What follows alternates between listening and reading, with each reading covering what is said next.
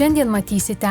Pristatytas 2025-2027 metų biudžeto projektas. Dar 2 Panevėžio darželiuose bus vykdomos visos dienos mokyklos veiklos. Panevėžio bendrovė Joko Packaging suteikta 5,5 milijono eurų paskola. Vadovaujantis šalies biudžeto sandaros įstatymo pakeitimais nuo šių metų tvirtinamas 3 metų biudžetas. Šiandien Panevėžio miesto savivaldybės tarybos posėdyje pristatytas 2025-2027 metų biudžeto projektas. Jis parengtas atsižvelgiant į prioritetinės sritis ir miesto strategiją. Pagrindiniai prioritetai, kurie, sakykime, kur daugiausia biudžeto lėšų, tai yra švietimas, socialinė apsauga, toliau užtikrinimas projektų tęstinumo, nes savivaldybė turi prisidėti prie europinių projektų, ten 15 procentų, ir be abejo miesto tvarkymo darbai. Tai va tokie, sakykime, stambus blokai būtų. 40 000 kasmet yra skiriama. Tik gaila, kad pernai tik tai pusė buvo panaudota. Seimo patvirtintos prognozuojamos pajamos Panevėžiui iš gyventojų pajamų mokesčio sudaro 93 677 000 eurų. Susumavus gyventojų pajamų mokestį už verslo liudijimus, pajamas ir mokesčius iš turto, savivaldybės pavaldžių įstaigų planuojamas pajamas, rinkliavas ir kita, 2025 metais savivaldybės biudžeto pajamos savarankiškoms funkcijoms vykdyti sudarys 106 739 300 eurų. Tai 13 310 000 daugiau nei 2024 metais. Taip, kurios galėtų pagerinti gyventojų kasdienybę, tai numatytos, reiškia, yra netgi 3 žiedinės sankryžos, pirmiausia, Klaipėdos Nemuno, va šitą tvarkoma, kitur bus perkami. Toliau be abejo tęsiamas bus dviračių takų, sakykime, dviračių takų toliau, tęsimas, atnaujinimas, tokie darbai. Tai va tai ir kalbėjau miesto infrastruktūros objektų plėtrai, modernizavimui ir priežiūros programai, kaip sakiau, skiriama 20,7 tūkstančių, 20 700 000. Švietimo kokybės problema sprendžiama, kaip sakau, atnaujinant, sakykime, pastatus. Bus, žinot, tai yra 1000-mečio mokyklos, kurios eina į tą programą. Taip pat gerinimas, sakykime, pačių mokinių, moksleivių, kaip konkrečiai moksleivių namų, sakykime, ten langų sutvarkymas. Dotacijų planuojama gauti 91 561 700 eurų. Šios lėšos bus skirtos ugdymo reikmėms, valstybės perduotoms funkcijoms atlikti, specialiųjų ugdymosi poreikių turinčių mokinių išlaikymui, kapitalo investicijoms finansuoti, vietinės reikšmės keliams tvarkyti ir kita. Panevėžys įgyvendins visos dienos mokyklos erdvių sukūrimo miesto ikimokyklinio ugdymo mokyklose projekto 2 etapą. Tam šiandien pritarė Panevėžio miesto savivaldybės taryba. Visos dienos mokyklos veiklas planuojama vykdyti dar 2 lopšeliuose darželiuose – Rūta ir Jūratė. Kaip sako Panevėžio miesto savivaldybės administracijos švietimo skyriaus vedėja Silvija Serikovienė, Panevėžio miesto savivaldybės taryba jau praėjusiais metais priėmė sprendimą 3 ikimokyklinio ugdymo įstaigose – Voveraitėje, Pasakoje ir Vyturėlyje įgyvendinti visos dienos mokyklos erdvių sukūrimo 1 projekto etapą. Parengus techninius projektus bei likus lėšų, atrinktos dar 2 ikimokyklinio ugdymo įstaigos, kuriuose ir bus įgyvendinamas 2 šio projekto etapas. Projektų siekiama gerinti švietimo paslaugų kokybę ir prieinamumą, sudarant sąlygas visapusiškam vaikų ugdymui visą dieną saugioje aplinkoje. Įgyvendinant 2 etapą, lopšeliuose darželiuose Rūta ir Jūratė bus atliekami vidaus ir išorės remonto darbai. Įrengiamos naujos edukacinės erdvės, atnaujinamos lauko klasės, įsigyjami mobilūs baldai, įranga, universalūs aikštynai ir kita. Visos dienos mokyklos modelis apims formaliojo ir neformaliojo ugdymo derinimą, švietimo pagalbos teikimą, kūrybiškumo, STEAM, kultūrinio ugdymo, sporto bei sveikos gyvensenos skatinimą. Siekiant užtikrinti tolygų paslaugų prieinamumą, lopšeliai darželiai buvo atrinkti geografiškai. Rūta veikia šiaurinėje miesto dalyje, o Jūratė įsikūręs tarp centrinės ir vakarinės miesto dalies. Bendra pirmojo ir antrojo etapo projekto vertė siekia 3 milijonus eurų. Didžiąją dalį, 85% sudaro Europos regioninės plėtros fondo lėšos, likusius 15% skiria savivaldybė. Antrojo etapo įgyvendinimo pradžia numatyta 2026 m. antrąjį ketvirtį, o projektą planuojama užbaigti iki 2028 m. vidurio.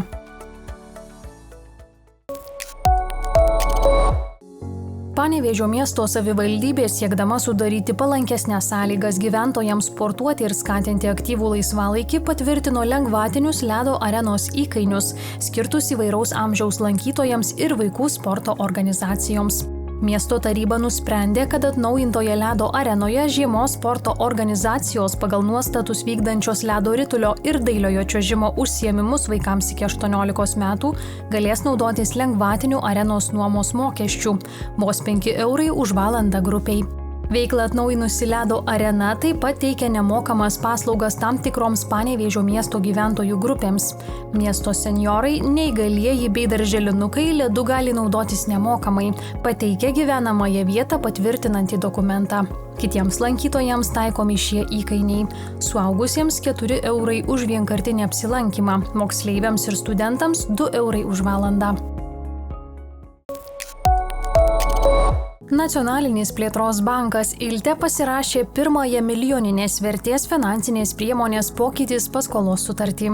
Galimybė technologiškai modernizuoti gamybos procesus pasinaudojo Panevėžio mieste veikianti lanksčių pakuočių gamintoja Ioko Packaging. 5,5 milijonų eurų vertės sutartį su ILTE sudariusios įmonės planuose technologinis atsinaujinimas. Lankščias pakuotės su fleksografinė spauda gaminančios bendrovės Ioko Packaging vadovo Deno Ušinsko teigimu, šios investicijos padės padidinti gamybos pajėgumus bei užtikrinti aukštą skaitmenizacijos lygį gamybiniuose procesuose. Skaičiuojama, kad įdiegus technologiškai inovatyvius įrenginius bei sistemas, darbo našumas vidutiniškai padidės apie 15%, o gamybos apimtis apie 40%. Taip pat augs ir gaminių spektras. Pasak ILTE klientų ir finansavimo sprendimų tarnybos vadovės Giedrės Gečiauskienės, tik nedideliai pramonės įmonių daliai pavyksta technologiškai atsinaujinti savo lėšomis, todėl papildomo finansavimo galimybė yra svarbi. Remiantis 2024 m. ILTE atliktų verslo finansavimo poreikio vertinimu, finansavimas reikalingas net 60% įmonių. 30% pramonės įmonių, kurioms reikia finansavimo, jo ieško veiklos modernizavimui. Laiku ir tikslingai skaitmenizuoti bei automatizuoti procesai pramonės įmonėms gali reikšmingai padėti ne tik padidinti pagaminamos produkcijos kiekį ar pagerinti jos kokybę, bet ir rinkoje užimti konkurencingesnę poziciją.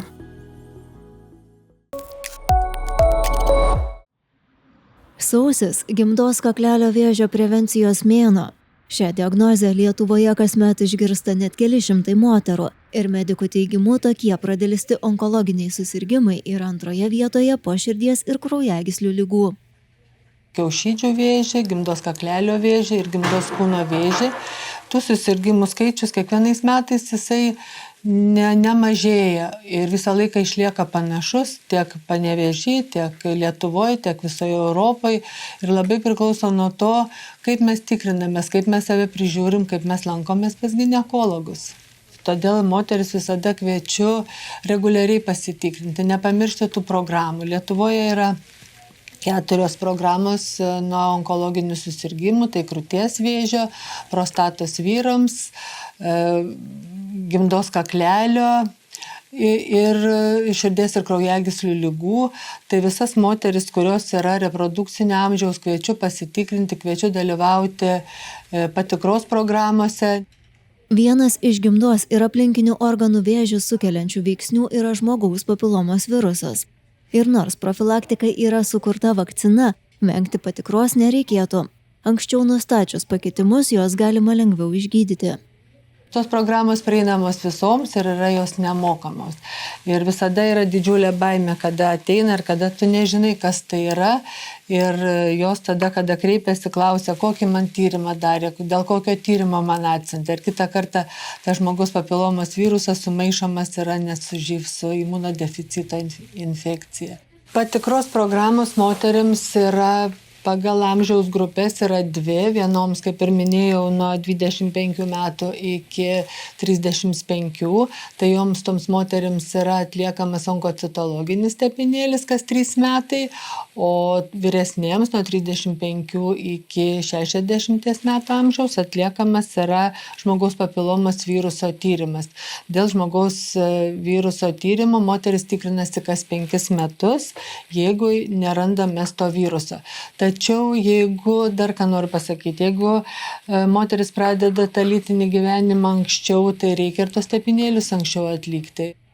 Gydytoja įspėja, kad moters organų vėžinių ar ikivėžinių susirgimų simptomai gali būti labai įvairūs arba atsirasti vėlai, kada gydymas dėl didelių pažeidimų tampa sudėtingu. Tačiau nutinka ir sėkmės istorijų. Vieną pavyzdį galiu pasakyti, jauna moteris, kuri atėjo, pradėjo kraujuoti, tai jau buvo premenopauzė ir jinai atėjo, vos net testamentą parašiusi, su visais atsisveikinusi, kad jai gali būti onkologija. Bet buvo prašiausias polipas, kurį pašalino ir jokio suvėžėjimo nebuvo. Tos baimės kitą kartą nuo nežinojimo yra. Vėžinius susirgimus moterims gali paskatinti ne tik infekcinės ligos, hormonų pokyčiai ar genetika. Įtakos turi ir gyvenimo būdas. Rizika didėja antsvorio turinčioms, fiziškai mažai aktyvioms, rūkančioms bei sveika mityba nesirūpinančioms moterims.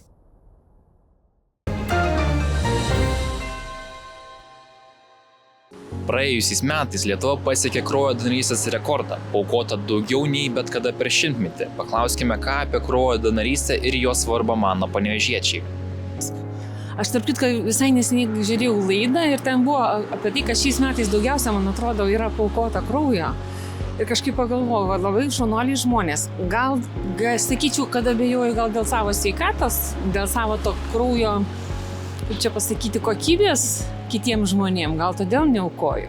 Tai donorystė tai yra labai geras žingsnis žmonėms. Ta prasme, vieniems trūksta kraujo, tai kažkas turi duoti kraują. Pas mane prastas kraujas. Aš gal tai sirgau, taip pat tą kraują nebenori, nors duočiau visą. Matot, mano atveju biškuliai kitoks dalykas, kadangi tie, kurie persilgo maistinį geltą, jie negali būti donorys. O taip tas samėlo noriu. Ir iš tikrųjų, kadangi poreikis kraujo yra, tie, kurie tokių problemų neturi, tai tikrai irgi raginčiau prisidėti. Manyčiau, kad nereikia net paskatos, kas nori, tas aukoja, o kas nenori, tas neaukoja. Čia kiekvienas žmogus pasirinkimo laisvė, manyčiau, ar ne? O tas, kas aukoja, tai tikrai labai gerą darbą daro. O kas labiau galvojat, kas paskatintų kitus žmonės prisidėti prie kraujo donorystės? Tai nežinau, man atrodo, kad problemos įvardinimas. Pačią problemą reikia vardinti ir sprendimo būdas yra donorystė paprasčiausiai. Padėti kitam žmogui. Reikia iniciatyvos, reikia susikaupti, reikia dėl to, kad žmonėms trūksta to kraujo, avarijos, viskas, pavyzdžiui, kaip Ukrainoje. Irgi sunku, to kraujo galbūt ir Ukrainai kažkiek paduoda. Tiesiog tokia informacija, dėl ko tas kraujas reikalingas, kad daleiskim trūkumas tam tikrų grupių, nes yra tos retos irgi grupės, kur žmonės irgi tikrai turi irgi sveikatos problemų, kur tas perpėlimas reikalingas irgi tam tikrą kartą atlikti. Tai daugiau informacijos visur.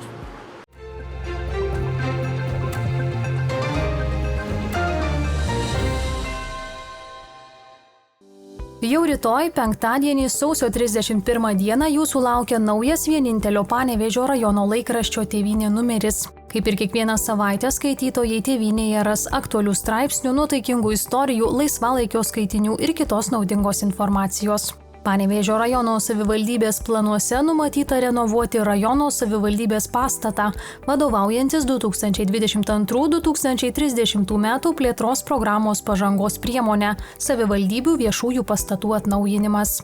Jau daugiau nei pusmetį aplink pasaulį plaukia jachta Luka. Jachtos savininkas iš Panevėžio rajono kilęs Vytautas Juškevičius planuoja plaukti 6 metus ir tiek laiko nematyti Lietuvos.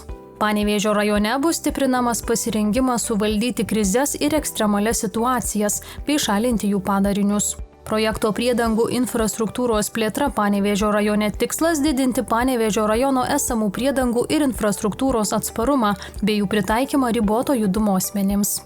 Nors vis dar sausis, sodininkų mintis jau krypsta į artėjantį pavasarį ir sodinimo darbus. Panevėžio rajone jau startavo daržovių sėklų prekyba. Tai puikia proga pradėti planuoti savo daržus ir pasiruošti naujam sezonui.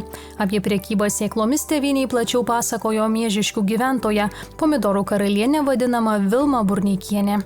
Prieš 2 mėnesius darbą pradėję Seimo nariai parlamentiniai veiklai skirtas lėšas leido suvenyrams, telefonams, transportui, pašto prekiams ir paslaugoms. Kaip rodo Seimo etikos ir procedūrų komisijos duomenys, daugiau kaip pusė naujokų nuo lapkričio mėnesio vidurio iki 2024 metų pabaigos išleido po 2000 ir daugiau eurų iš parlamentiniai veiklai skirtų lėšų.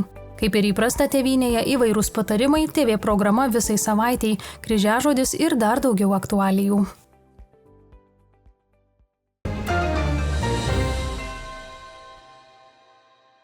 Trečiadienį Panevėžio 7bet Lietkabelis stojo į priešpaskutinę dvikovą Europos taurėje. Nenado Čanako auklėtiniai namuose 92-91 įveikė Lužano Pokos UBT ekipą. Rungtynių pradžioje puolimą užkūrė svečiai, sužaidus 3 minutės turėjo +6.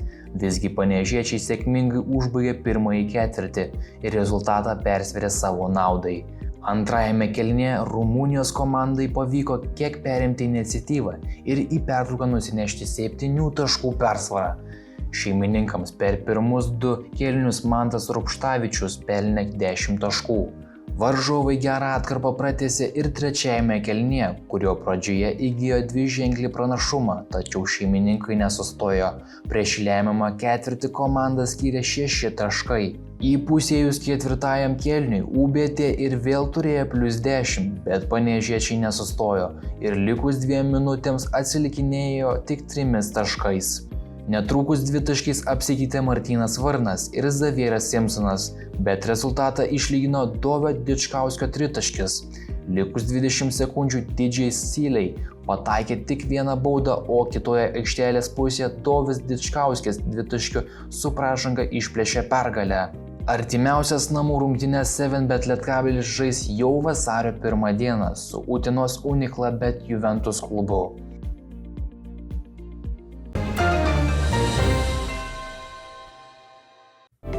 Penktadienio naktį šiaurės vakarinėje šalies dalyje daug kur palis, vyraus nedidelis lietus. Vėjas pietinių krypčių 4–9 m/s. Žemiausia temperatūra nuo 1 laipsnio šalčio iki 4 laipsnių šilumos. Dieną daug kur palis. Vėjas besikeičiančios krypties 6–11 m/s. Aukščiausia temperatūra 3–8 laipsniai šilumos. Šeštadienio naktį daugelyje rajonų krituliai, dieną vietomis nedideli krituliai. Vėjas vakarų, šiaurės vakarų 9–14 m/s. Temperatūra naktį nuo 1 laipsnio šalčio iki 4 laipsnių šilumos. Dieną 0–5 laipsniai šilumos. Sekmadienį vietomis krituliai, daugiausia nedidelis sniegas. Vėjas šiaurės vakarų, vakarų 7–12 m/s. Temperatūra naktį nuo 2 laipsnių šalčio iki 2 laipsnių šilumos. Dieną nuo 1 laipsnio šalčio iki 3 laipsnių šilumos.